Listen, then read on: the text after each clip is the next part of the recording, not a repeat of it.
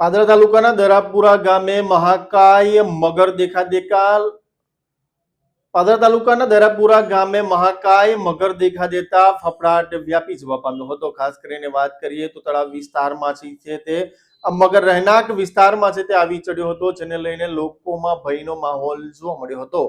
ખાસ કરીને વાત કરીએ તો સ્થાનિક લોકો દ્વારા છે તે પાદરાની પ્રાણી જીવરક્ષક સંસ્થાને જાણ કરતાની સાથે જ પ્રાણી જીવરક્ષક સંસ્થા છે તે ઘટના સ્થળ પર પહોંચી હતી।